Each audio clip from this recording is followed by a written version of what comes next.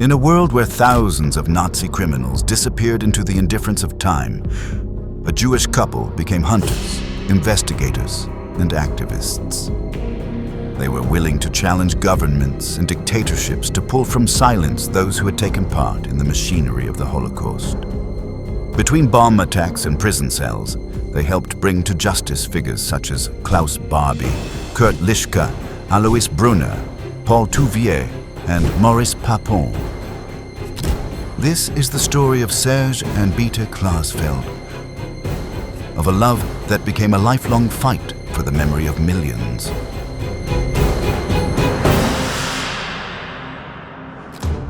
Serge Klarsfeld was born in Nice in 1935, into a Jewish family.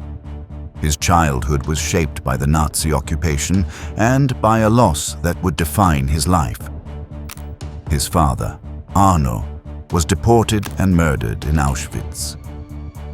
At just 8 years old, Serge understood the weight of silence and impunity.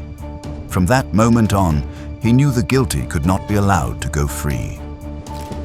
Beate Kunzel was born in Berlin in 1939.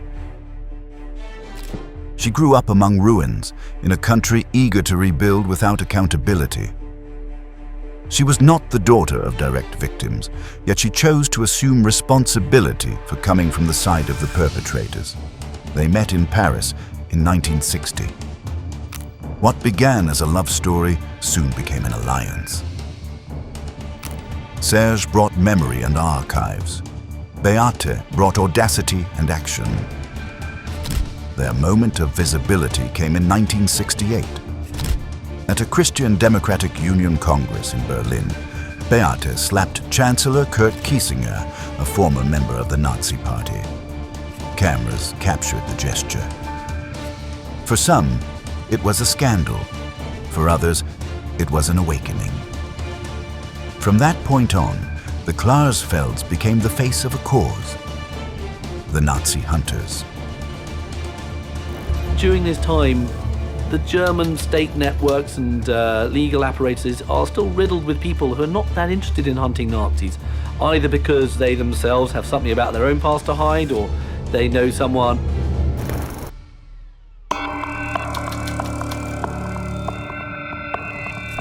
Klaus Barbie embodied the worst of the Nazi machine.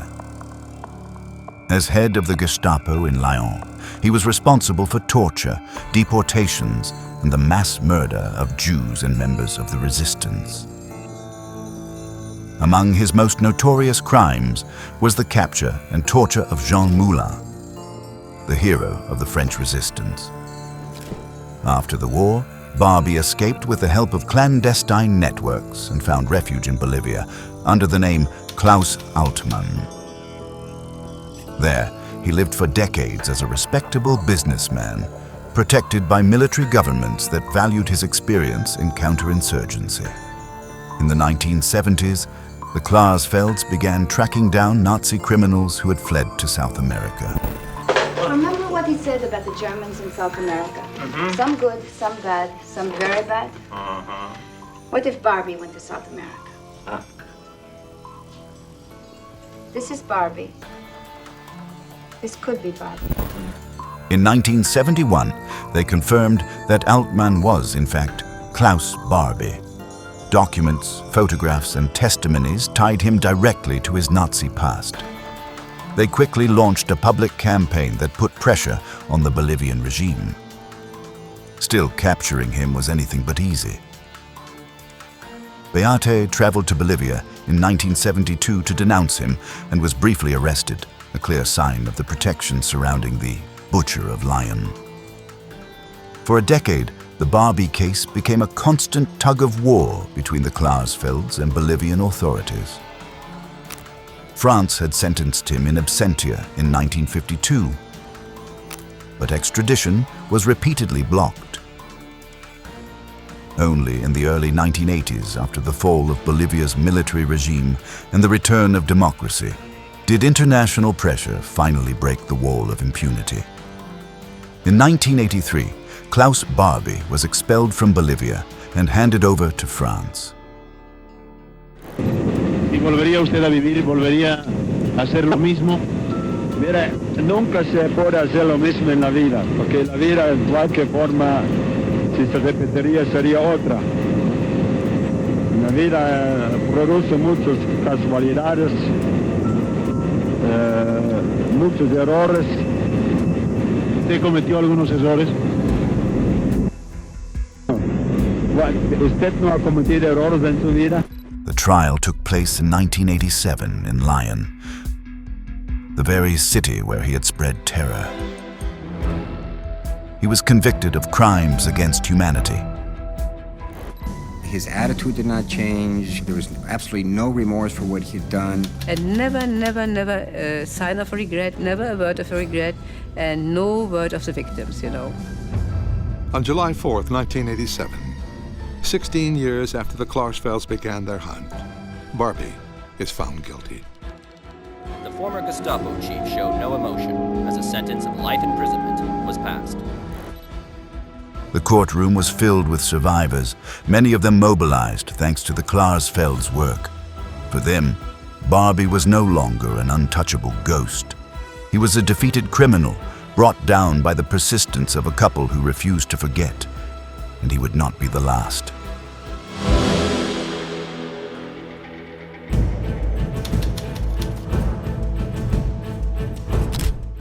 Kurt Lischka did not need to wield a weapon to be responsible for thousands of deaths.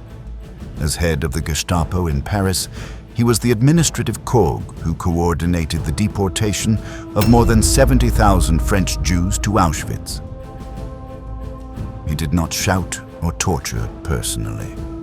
His power lay in the pen and the stamp that condemned entire families to extermination. After the war, he returned to West Germany, where he found refuge in a legal limbo. The law prevented German citizens from being tried for crimes committed abroad. As a result, he lived quietly in Cologne, shielded by legal and social amnesia. The Klarsfelds discovered his whereabouts in the 1960s. Serge gathered archives and evidence proving his decisive role in the deportation machinery. Beate surveilled him, photographed him, and exposed him. In 1971, she publicly confronted him in Cologne. The act ended with her arrest. The couple realized then that denouncing him was not enough. German law itself had to change. For nearly a decade, they waged a political and media battle. They rallied survivors, organized protests outside courthouses, wrote in the press, and pressured German lawmakers to close that legal loophole. In the late 1970s, the criminal code was finally amended. There would be no more legal excuses to protect men like Lischka. July 1978, 2 years after the Klarsfeld law was passed, German police arrest Kurt Lischka for the murder of 33,000 French Jews. I think the most important was that these men we had confronted before at this time never thought that one day they would be judged. In 1979, the trial of Kurt Lischka began alongside Herbert Hagen and Ernst Heinrichsson, other senior Gestapo officials. It was a historic process. For the first time, West Germany was trying its own citizens for crimes committed beyond its borders. In 1980, Lischka was sentenced to 10 years in prison for complicity in the murder of 33,000 Jews. The sentence seemed small compared to the horror. Still, it set an enormous precedent. The silence had been broken, and the bureaucrats of extermination could no longer hide behind stamped papers.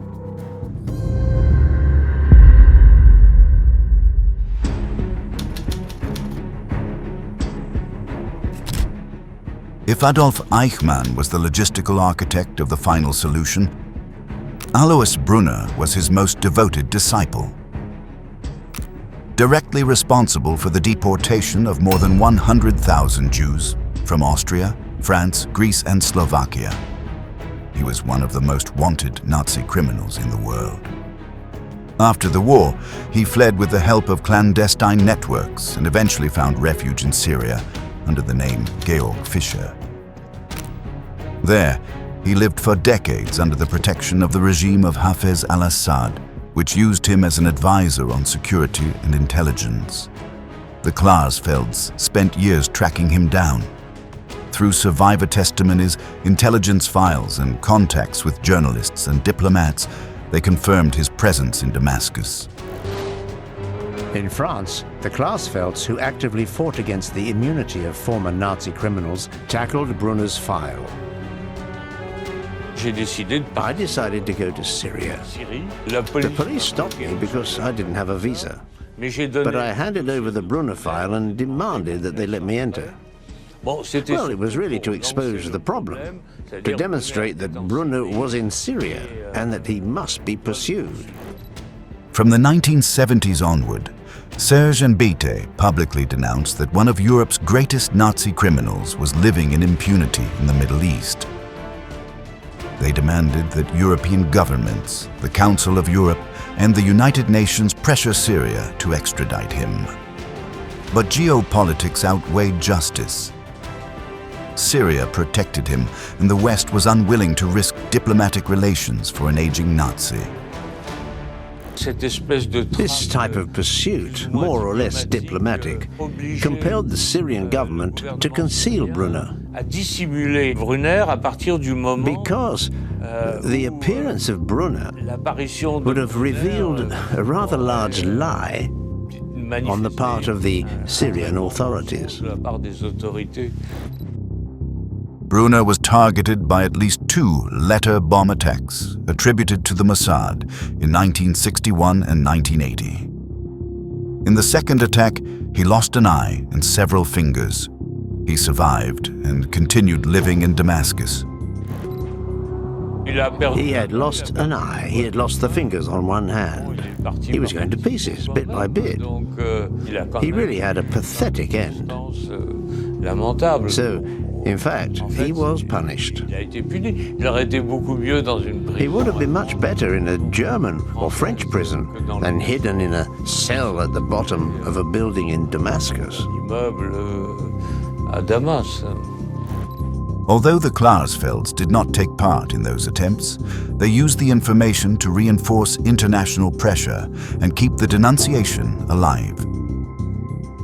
Even in the 2000s, Serge insisted that Brunner had to be tried, no matter his age, as a symbol that Nazi crimes do not expire.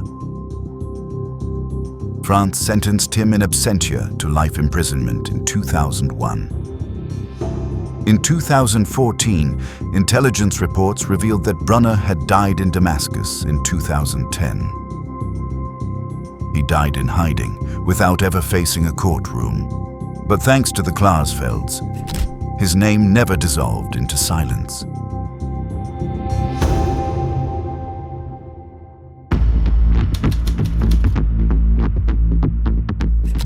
Paul Touvier was not a German Nazi. He was a Frenchman who chose to side with the executioners. As head of intelligence for the Vichy militia, he directly collaborated with the Gestapo in the persecution of Jews and resistance members. He ordered summary executions, led raids, and took part in hostage killings, leaving a trail of blood in the name of the collaborationist regime. After the war, he was sentenced to death in absentia. He escaped thanks to a network of far-right sympathizers and the protection of sectors of the Catholic Church. For decades, his whereabouts remained a mystery. For the Klarsfelds, that ghost could not go unpunished. In 1973, they filed a formal complaint against him for crimes against humanity, a charge that does not expire and opened the door to legal pursuit. Serge gathered evidence and testimonies. Beate stirred public opinion, denouncing that France was living alongside one of its darkest criminals. The reaction of the world of the resistance was impressive, many protests. There was outrage that, first of all, that these crimes had essentially gone unpunished after all. Regardless of the legal questions, I mean, this man was a murderer, unquestionably a murderer. The turning point came in 1989. After years of investigation, the Klarsfelds discovered that Touvier was hiding in a monastery in Nice. Thanks to the information they passed on to the police, he was finally arrested on May 24th of that year. And at this stage, my heart was bumping quickly, and near the end of the corridor, I noticed an investigator stand still in the frame of the door. And in the middle of the room, I saw Paul Touvier. After more than 4 decades on the run, Nazi collaborator Paul Touvier is cornered. The trial took place in 1994. Before a courtroom packed with survivors, Paul Touvier became the first Frenchman convicted of crimes against humanity. The verdict was a victory for memory.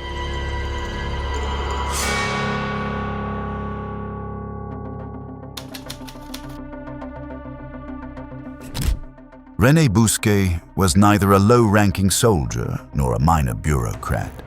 He was the Secretary General of the Vichy Police, the key figure behind the 1942 Vel d'Ahive roundup.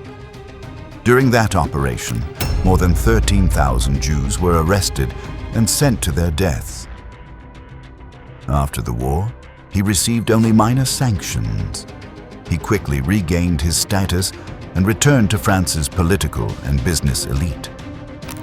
In the 1960s, he even maintained a friendship with François Mitterrand, the country's future president.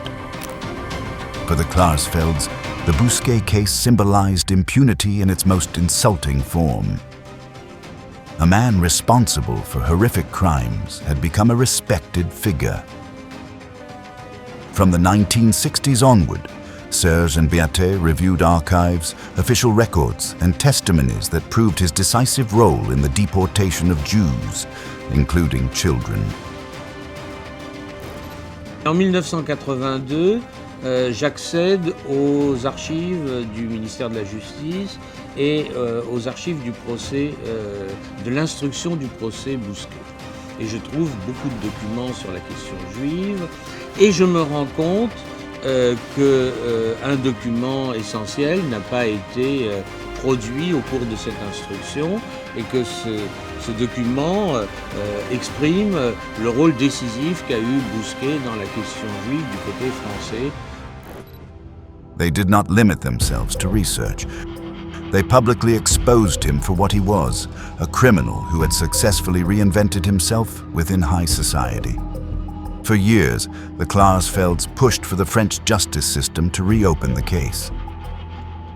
In 1991, a court finally indicted him for crimes against humanity. The proceedings moved slowly, but they seemed poised to break decades of silence. Then fate intervened. On June 8, 1993, René Bousquet was assassinated in his Paris home by Christian Didier, a disturbed individual acting alone. Le procès aurait été un procès extrêmement intéressant parce que c'était un procès non pas d'exécutant mais un procès de décideur. C'était le gouvernement de Vichy qui était jugé. The trial never took place. The outcome was bitter for the Klarsfelds. Bousquet had escaped a judicial verdict, but not the judgment of memory.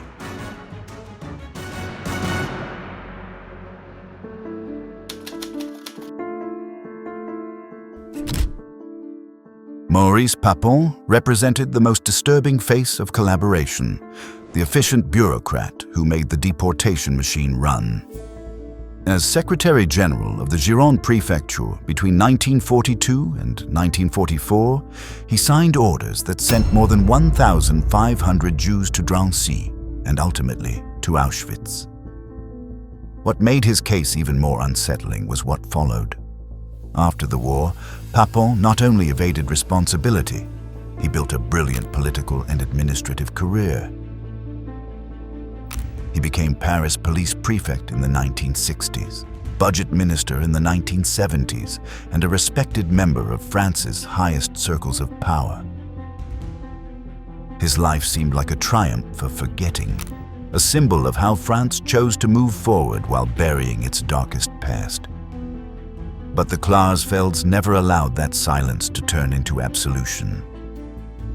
For years, they gathered evidence and testimonies proving his direct involvement in the deportation of Jews from Bordeaux.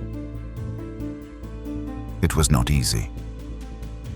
Papon's influence in French politics was considerable, and institutional resistance was immense. Still, perseverance paid off. In 1981, a complaint was filed against him. The case dragged on for nearly 2 decades through legal maneuvers and delays. Reconnaissez-vous avoir signé les ordres d'arrestation et d'acheminement vers Drancy? Absolument pas. Et ce n'était d'ailleurs pas dans mes fonctions, parce que comme je l'ai dit, je n'avais aucun espèce de pouvoir de police. Il y avait un préfet régional, il y avait un intendant régional de police, il y avait un directeur départemental de la police. Moi, j'étais secrétaire général administratif de la Gironde. Finally, in 1997, one of the longest trials in French history began. After a year of hearings, in 1998, Maurice Papon was sentenced to 10 years in prison for complicity in crimes against humanity. His conviction was a legal victory. It was also proof that memory could prevail even over the most powerful.